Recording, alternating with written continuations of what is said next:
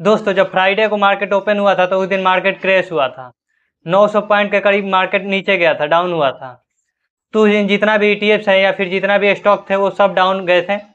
तो जितना भी ETFs है, मैं तो ETFs इन्वेस्टिंग करता हूँ, तो जितना भी ETFs है ना 2 से 3% के 4% के करीब डाउन गया था।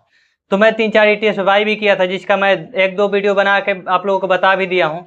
और अभी 1-2 वीडियो मैं बना लिया था, रिकॉर्डिंग तो कर लिया था, लेकिन बना नहीं पाया था। एक दिन में 3-4 वीडियो पॉसिबल नहीं है।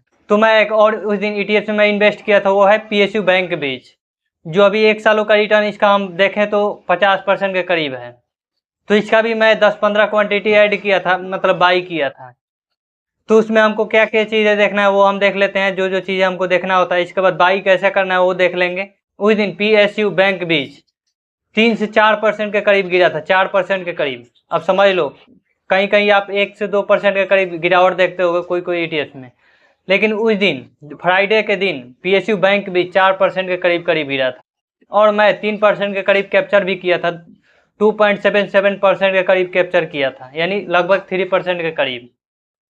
तो ETF से जितना गिरता है उतना खरीदना अच्छा माना जाता है, क्योंकि ETF जो होता है वो लॉन्ग टाइम में बढ़ना ही होता है। इसमें आपको लॉस की प्रोबेबिलिटी बहुत कम होती है और प्रॉफिट की प्रोबेबिलिटी बहुत ज़्यादा होती है। तो ETF जब भी गिरे तब उसे बाई करना अच्छा माना जाता है।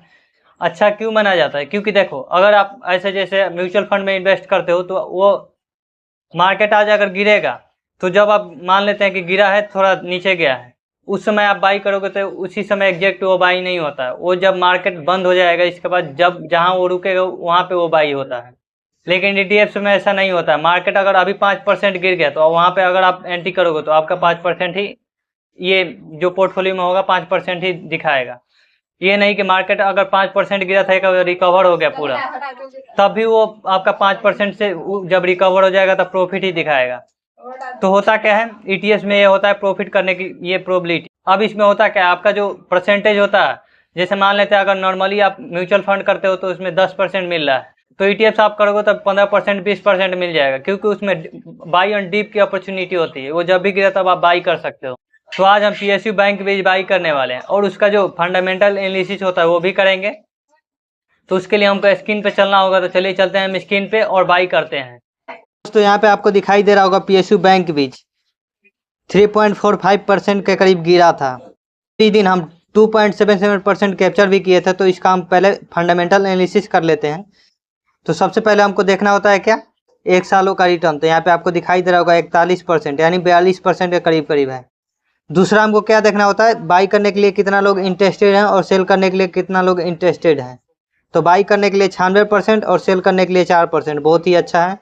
वॉल्यूम कितना होना चाहिए, 50,000 से ज़्यादा, यहाँ पे 60,000 करीब है, अच्छा है। कुछ ज़्यादा अच्छा नहीं है लेकिन अच्छा है। इसके बाद AUM कितना होना चाहिए, 50 करोड़ से ज़्यादा, यहाँ पे 2501 करोड़ है, ये भी अच्छा है।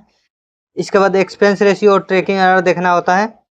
तो एक्सपेंस रेशियो यहाँ पे आप देख सकते हो 0.49% है और ट्रैकिंग एरर 0.12% है।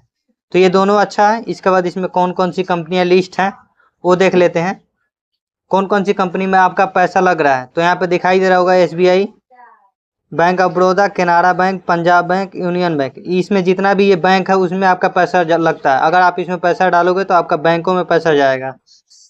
अब इसे हमको बाई करने के लिए क्या करना है, बाई के ऑप्शन पे क्लिक करेंगे, 1 टाइम पे क्लिक कर देंगे। इसके बाद जितना भी हमको क्वांटिटी लेना है वो यहाँ पे डाल देंगे। तो 10 क्वांटिटी डाल दिए।